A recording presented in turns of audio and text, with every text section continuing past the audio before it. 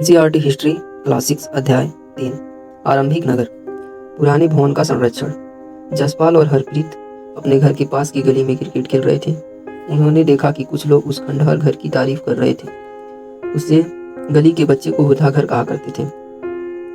एक ने कहा, इसकी वास्तुकला को देखो, क्या आपने कहीं लकड़ी पर इतनी सुंदर नक्काशी देखी है?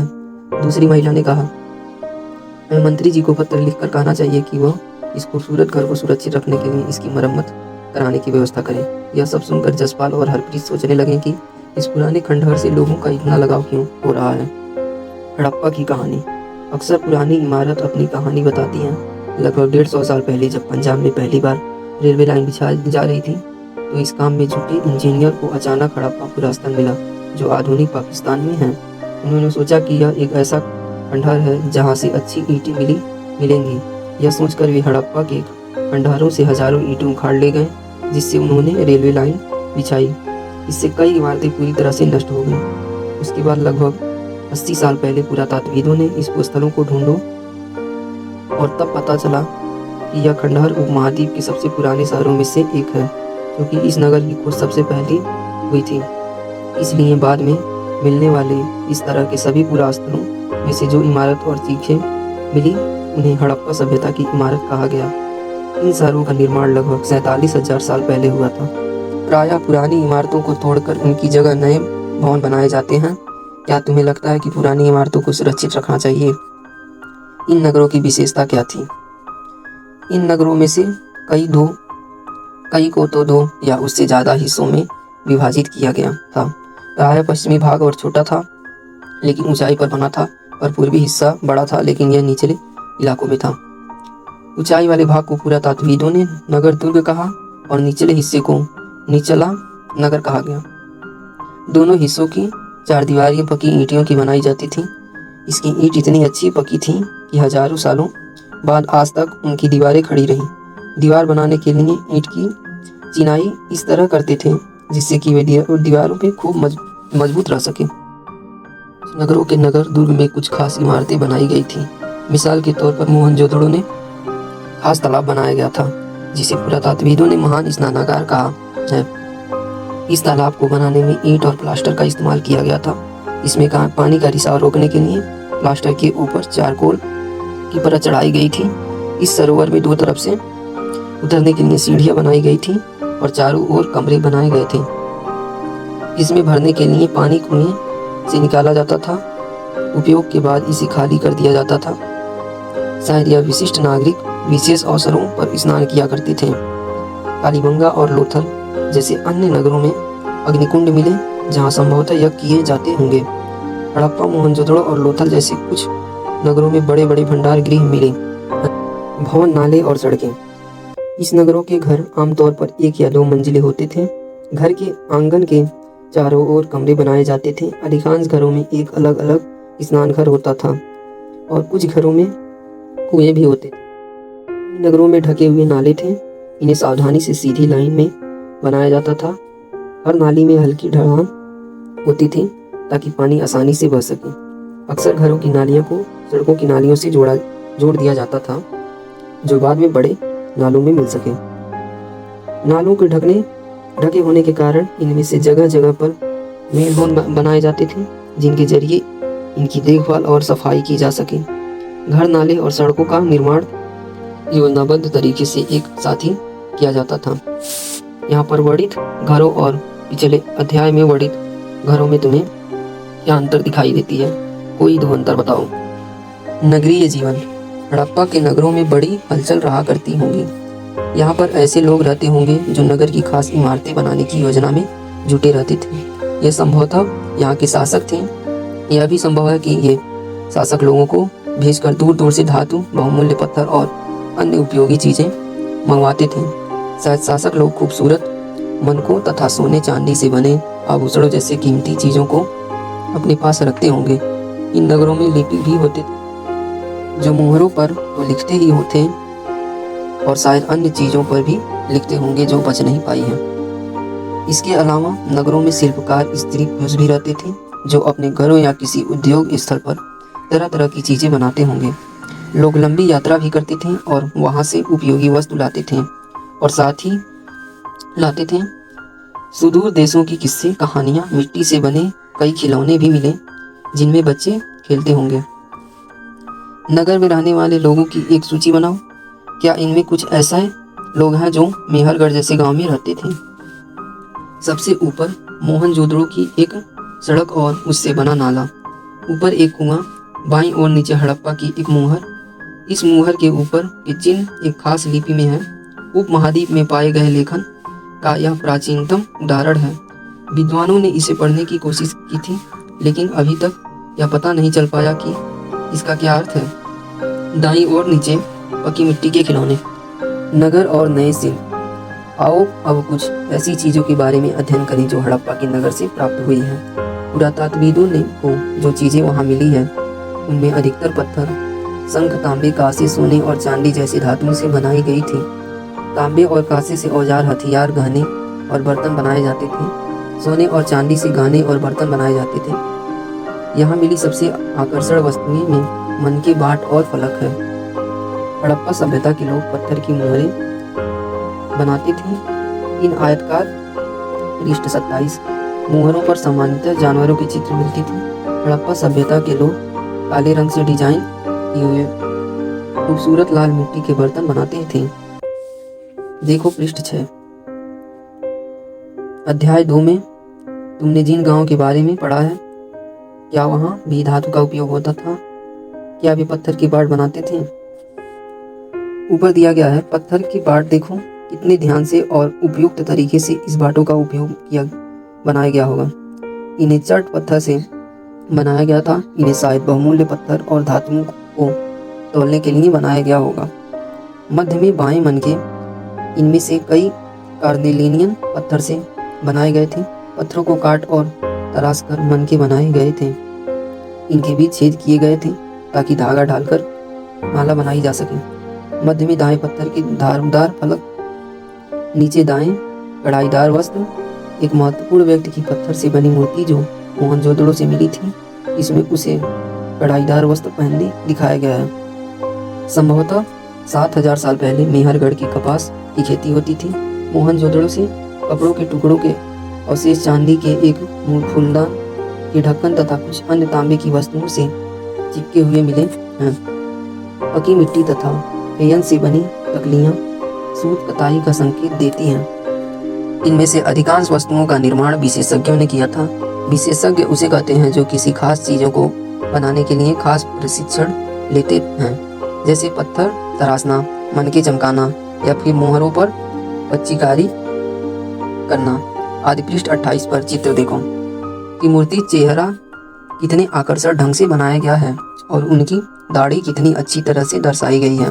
यह किसी विशेषज्ञ मूर्तिकार का ही काम हो सकता है। हर व्यक्ति विशेषज्ञ नहीं हो सकता था।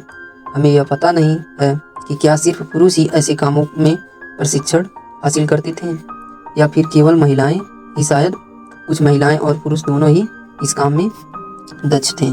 फेयंस, पत्थर और शंख प्राकृतिक तौर पर पाए जाते थे, लेकिन फेयंस को कृत्रिम रूप से तैयार किया जाता था। बालू या स्फटिक पत्थरों से चूर्ण कोकोन में मिलाकर उनमें वस्तु बनाई जाती थी। उसके बाद उस वस्तुओं पर एक चिकनी परत चढ़ाई जाती थी। इस चिकनी परत के रंग प्रायः नीले या हल्के समुद्री हरे होते थे। फेयंस से मन के चूड़ियाँ, बाल और छोटे बर्तन बनाए जाते थे। कच्चे माल की खोज में, कच्चा माल उन पदार्थों को कहते हैं जो या तो प्राकृतिक रूप से मिलते हैं या फिर किसान या पशुपालक उनका उत्पादन करते थे, जैसे लकड़ी या धातुओं के अयस्क प्राकृतिक रूप से उपलब्ध कच्चे माल हैं। इनमें फिर कई तरह की चीजें बनाई जाती हैं। मिसाल के तौर पर किसानों द्वारा पैदा किए गए कपास को कच्चा माल कहते हैं, जिनसे बाद में कताई बुनाई करके कपड़ों तैयार किया जाता था। हड़प्पा में लोगों को कई चीजें वहीं मिलती थी, लेकिन तांबा, लोहा, सोना, चांदी और बहुमूल्य पत्थरों जैसे पदार्थ का भी दूर दूर से आयात करते थे। हड़प्पा के लोग तांबे का आयात संभवतः आज के राजस्थान से करते थे। यहाँ तक कि पश्चिम एशियाई देश ओमान से भी तांबे का आयात किया जाता था। कांसा बनाने के लिए तांबे के साथ मिलाई जाने वाली धातु टीन का आयात आधुनिक ईरान और पाकिस्तान से किया जाता था। सोने का आयात आधुनिक कर्नाटक और बहुमूल्य पत्थर का आयात गुजरात, ईरान और अफगानिस्तान से किया था। नगरों में रहने वाले के लिए भोजन। लोग नगरों के अलावा गांव में भी रहते थे। वे अनाज उगाते थे और जानवर पालते थे। किसान और चरवाहे इस शहरों में रहने वाले शासकों, लेखकों और दस्तकारों को खाने के सामान देते थे। पौधों के अवशेषों से पता चलता है कि हड़प्पा के लोग गेहूं, जौ, दालें, मटर, धान, तिल और सरसों उगाते थे। जमीन की जुताई के लिए हल का प्रयोग एक नई बात थी। हड़प्पा काल के हल तो नहीं बच पाए हैं क्योंकि वे प्रायः लकड़ी से बनाई जाती थी, लेकिन हल के आकार के खिलौने मिले हैं। इस क्षेत्र में बारिश कम होती है, इसलिए सिंचाई के लिए लोगों ने कुछ तरीके अपनाए होंगे। संभवतः पानी का संचय किया जाता होगा और जरूरत पड़ने पर उससे फसलों की सिंचाई की जाती होगी। हड़प्पा के लोग गाय, भैंस, भेड़ और बकरियां पालते थे। बस्तियों के आसपास तालाब और चारगाह होते थे, लेकिन सूखे महीनों में मवेशियों ने झुंडों को चारा पानी की तलाश में दूर दूर तक ले जाता था। वे बेर जैसे फलों को इकट्ठा करते थे, मछलियां पकड़ते थे और हिरण जैसे जानवरों का शिकार भी करते थे। गुजरात में हड़प्पा कालीन नगर का सूक्ष्म निरीक्षण। कच्छ के इलाकों में खदीर भेद के किनारे धौलावीरा नगर बसा था। वहाँ साफ पानी में मिलता था और जमीन उपजाऊ थी। जहाँ हड़प्पा सभ्यता के कई नगर 2 भागों में विभक्त थे, वहाँ धौलावीरा और 3 भागों में बांटा गया था। इसके हर हिस्से के चारों ओर पत्थर की ऊंची ऊंची दीवार बनाई गई थी। इसके अंदर जाने के लिए बड़े बड़े प्रवेश द्वार थे। इस नगर में एक खुला मैदान भी था जहाँ सार्वजनिक कार्यक्रम आयोजित किए जाते थे। यहाँ मिले कुछ अवशेषों में हड़प्पा लिपि के बड़े बड़े अक्षरों को पत्थरों में खुदा पाया गया। इन अभिलेखों को संभवतः लकड़ी में जड़ा गया था। यह एक अनोखा अवशेष है क्योंकि आमतौर पर हड़प्पा के लेख मोहर जैसी छोटी वस्तुओं पर पाए जाते थे। गुजरात की खंभात की खाड़ी में मिलने वाली साबरमती की एक उपनदी के किनारे बसा लोथल नगर ऐसे स्थान पर बसा था जहाँ कीमती पत्थर जैसे कच्चा माल आसानी से मिल जाता था। यह पत्थरों को शंखों और धातुओं से बनाई गई चीज़ों का एक महत्वपूर्ण केंद्र था। इस नगर में एक भंडार गृह भी था। इस भंडार गृह से कई मोहरें और मुद्रांकन या मोहर गीली मिट्टी पर दबाने से उनकी छाप मिली है। लोथल का बंदरगाह। यह बड़ा तालाब लोथल का बंदरगाह रहा होगा जहाँ समुद्र के रास्ते आने वाली नावें रुकती थी। संभवतः यहाँ पर माल चढ़ाया उतारा जाता होगा। यहाँ पर एक इमारतें मिली हैं जहाँ संभवतः मनके बनाने का काम होता था। पत्थर के टुकड़े, अधबने मनके बनाने वाले उपकरण और तैयार मनके भी यहाँ मिले हैं। मुद्रा, मुहर और मुद्रांकन या मुहरबंदी। मुहरों का प्रयोग सामान से भरे उन डिब्बों या थैलों को चिन्हित करने के लिए किया जाता होगा जिन्हें एक जगह से दूसरी जगह भेजा जाता था। थैलों को बंद करके बाद में उनके मुहाने पर गीली मिट्टी पोतकर उन पर मुहर लगाई जाती थी। मुहर की छाप को मुहरबंदी कहते थे। अगर यह छाप टूटी हुई नहीं होती थी तो यह साबित हो जाता था कि सामान के साथ छेड़छाड़ नहीं किया गया है। आज भी मुहर का प्रयोग पता लगाओ मुहरों का उपयोग किस लिए किया जाता है। सभ्यता के अंत का रहस्य। लगभग 2900 साल पहले एक बड़ा बदलाव देखने को मिलता है। अचानक लोगों ने इन नगरों को छोड़ दिया। लेखन, मुहर और बाटों का प्रयोग बंद हो गया। दूर दूर से कच्चे माल का आयात काफी कम हो गया। मोहनजोदड़ो में सड़कें पर कचरे के ढेर बनने लगे। जल निकास प्रणाली नष्ट हो गया और सड़क पर ही जोगीनुमा घर बनाए जाने लगे। यह सब क्यों हुआ कुछ पता नहीं। कुछ विद्वानों का कहना है कि नदियाँ सूख गई थी, अन्य का कहना है कि जंगलों का विनाश हो गया। इसका कारण यह हो सकता है कि ईंटें पकाने के लिए ईंधन की जरूरत पड़ती थी। इसके अलावा मवेशियों के बड़े बड़े झुंडों में चारगाह, घास वाले मैदान समाप्त हो गए होंगे। कुछ इलाकों में बाढ़ आ गई, लेकिन इन कारणों से यह नष्ट नहीं हो पाता है कि सभी नगरों का अंत कैसे हो गया, क्योंकि बाढ़ और नदियों के सूखने का अक्सर कुछ ही इलाकों में हुआ था। ऐसा लगता है कि शासकों का नियंत्रण समाप्त हो गया। जो भी हुआ हो, परिवर्तन का असर बिल्कुल साफ दिखाई देता है। आधुनिक पाकिस्तान के सिंध और पंजाब की बस्तियां उजड़ गई थीं। कई लोगों पूर्वी और दक्षिण के इलाकों में नई और छोटी बस्तियों में जाकर बस गए हैं। इसके लगभग 14 साल बाद नए नगर का विकास हुआ। इनके बारे में तुम अध्याय 5 और 8 में पढ़ोगे। अन्यत्र अपने एटलस में मिस्र ढूंढो। नील नदी के आसपास वाले इलाकों को छोड़कर मिस्र का अधिकांश भाग रेगिस्तान है। लगभग 5000 साल पहले मिस्र में शासन करने वाले राजाओं ने सोना, चांदी, हाथी दांत, लकड़ी और हीरे जवाहरात लाने के लिए अपनी सेनाएं दूर दूर तक भेजी। इन्होंने बड़े बड़े मकबरे बनाए जिन्हें पिरामिड के नाम से जाना जाता था। राजाओं के मरने पर उनके शवों को इन्हें पिरामिडों को दफनाकर सुरक्षित रखा जाता था। इन शवों को मवी कहा जाता है। उनके शवों के साथ और भी अनेक चीजें दफनाई जाती थीं।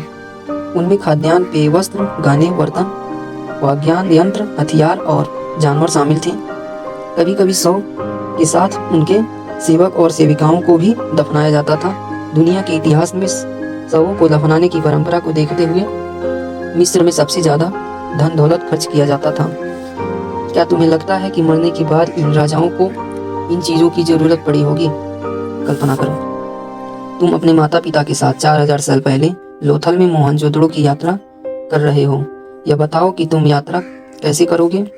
तुम्हारे माता पिता यात्रा के लिए अपने साथ क्या क्या ले जाएंगे और मोहनजोदड़ो में तुम क्या देखोगे? अभी चैप्टर